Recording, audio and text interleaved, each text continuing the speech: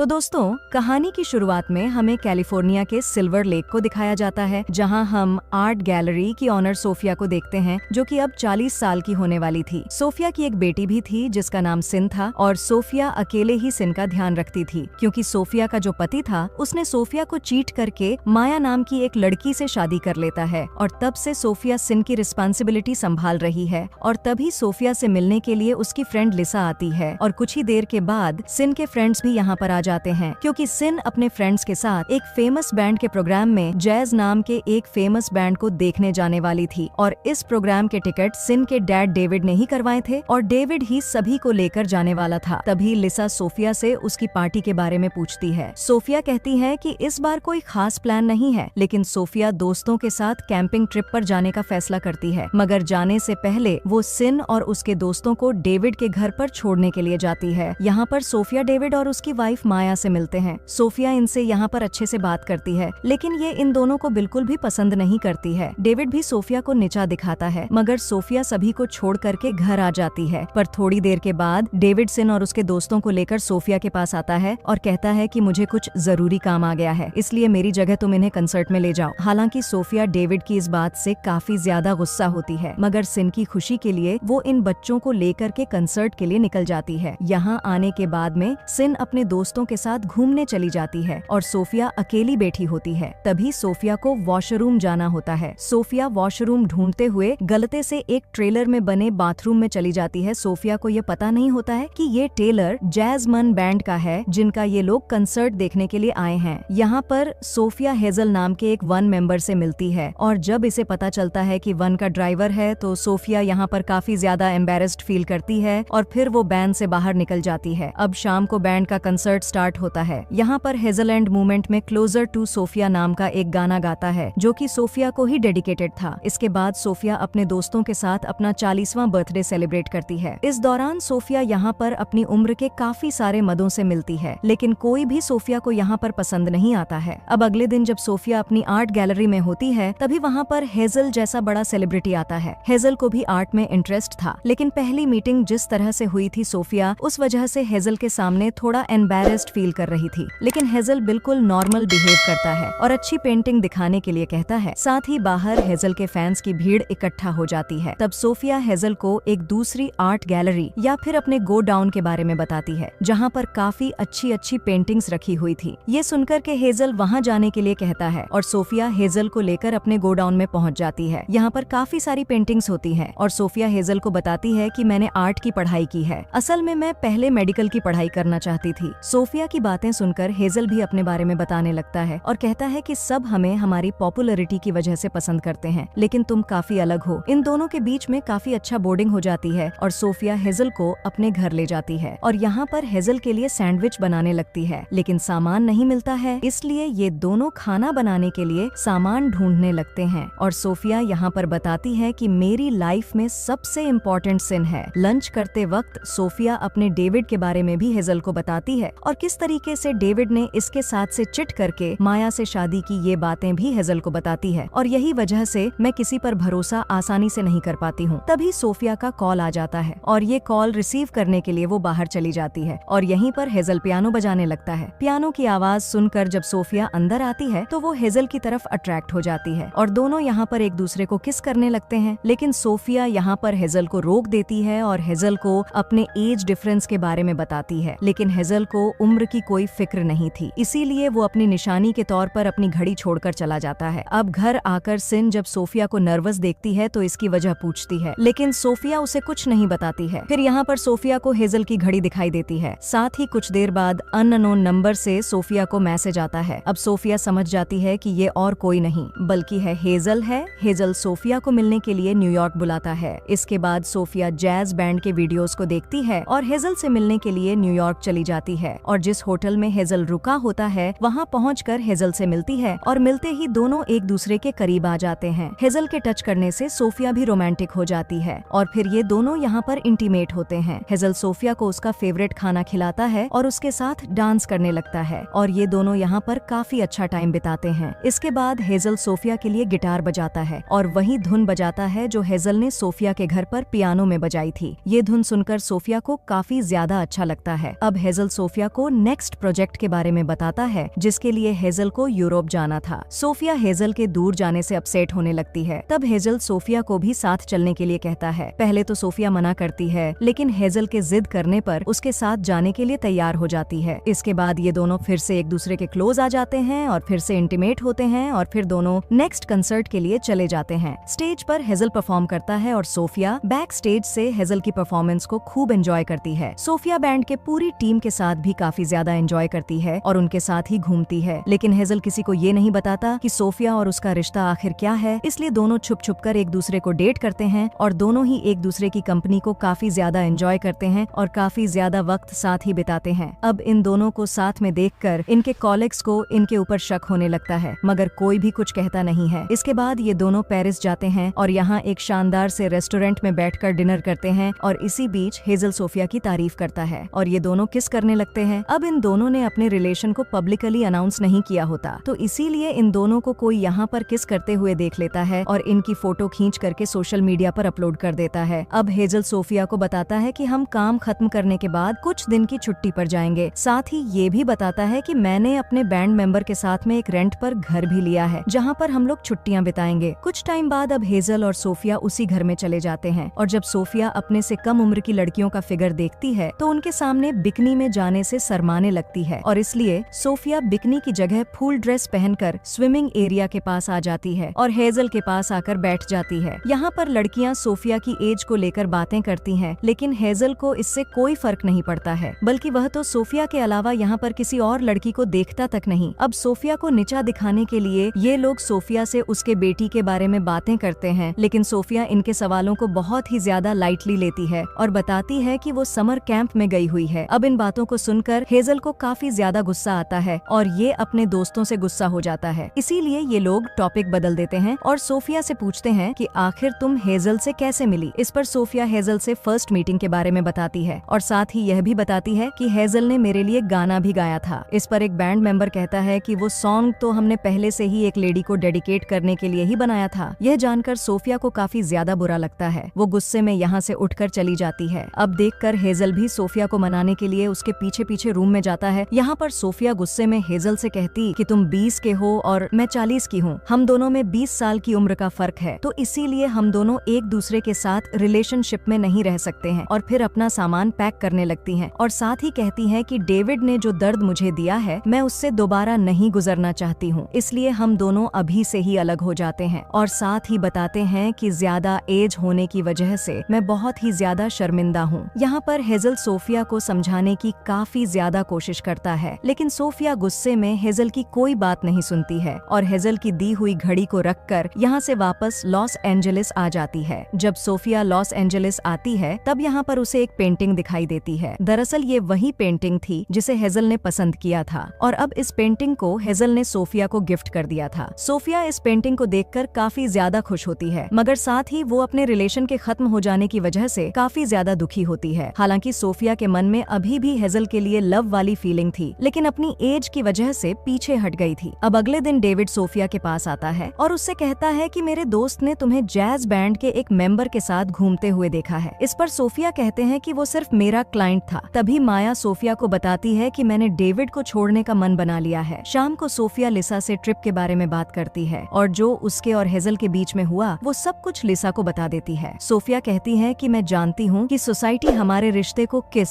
नजर से देखेगी। अब अगली सुबह हेजल सोफिया को मैसेज करके सोशल मीडिया से दूर रहने के लिए कहता है, क्योंकि मीडिया में हर कोई इनके बारे में बातें कर रहा था। इन दोनों के पेरिस के जितने भी फोटोज थे वो किसी ने सोशल मीडिया पर अपलोड कर दिए थे। ये देखकर सोफिया काफी ज्यादा डर जाती है। इसके बाद सोफिया के करीबी लोग सोफिया को मैसेज करके इसके बारे में पूछने लगते हैं और कैंप में भी सोफिया की फोटोज लेकर उसे परेशान करने लगते हैं। अब सोफिया इन सब चीजों के चलते काफी ज्यादा परेशान हो जाती है और जब सिन से मिलने जाती है तो सिन सबसे अलग अकेली खड़ी होती है। सिन यहाँ पर सोफिया पर काफी ज्यादा गुस्सा होती है, इसीलिए सोफिया सिन को अकेले में ले जाकर उसे सारी बात बताती है और साथ ही अपनी बेटी से माफी भी मांगती है। तब सिन कहती है कि आपको मुझसे कुछ भी नहीं छुपाना था। तब सोफिया सिन को गले लगाकर उससे सॉरी बोलती है और कहती है कि लोग हमारे रिलेशन को इसलिए पसंद नहीं कर रहे हैं क्योंकि मेरी उम्र हेजल से काफी ज्यादा है। अगर हेजल की उम्र मुझसे ज्यादा होती तो इन लोगों को कोई प्रॉब्लम नहीं होती। अब सोफिया लोगों की परवाह करना छोड़ देती लेती है और अपने रिलेशन को आगे बढ़ाने का फैसला करती है और हेजल से मिलने के लिए जाती है और अपने दिल की सारी बात बता देती है। हेजल सोफिया की बातें सुनकर काफी ज्यादा इमोशनल हो जाता है और सोफिया को माफ करके उसे किस करता है। सोफिया कहती है कि अब मुझे हमारे रिश्ते पर शर्मिंदा होने की कोई भी जरूरत नहीं है। इन दोनों के रिश्ते से सिन को भी कोई दिक्कत नहीं होती है। इसके बाद सोफिया और हेजल पब्लिकली एक साथ घूमते हैं और तीनों एक साथ फैमिली की तरह एक ही घर में रहते हैं। अब सब कुछ ठीक हो गया होता है, मगर हेटर्स इन तक पहुंच जाते हैं और डेविड घर आकर अपनी बेटी को लेकर चला जाता है क्योंकि इससे सिन की स्कूल लाइफ पर बुरा असर पड़ रहा था। सोफिया हेट कमेंट्स पढ़ती है और हेजल से मिलकर उसे दूर जाने के लिए कहती है। ये दोनों यहाँ पर 5 साल तक एक दूसरे से अलग रहने का फैसला करते हैं ताकि सिन की स्कूलिंग अच्छे से कंप्लीट हो जाए। अब ये दोनों फिर से लास्ट टाइम किस करते हैं और हेजल अपनी घड़ी सोफिया के पास छोड़कर चला जाता है और फिर 5 सालों बाद सिन की स्कूलिंग कंप्लीट हो जाती है और वादे के मुताबिक हेजल सोफिया की आर्ट गैलरी में वापस आता है और दोनों एक दूसरे से फिर से मिलते हैं और इसी के साथ ये रोमांटिक और इमोशनल मूवी खत्म हो जाती है। अगर आप लोग चैनल पर नए हैं तो चैनल को सब्सक्राइब करें।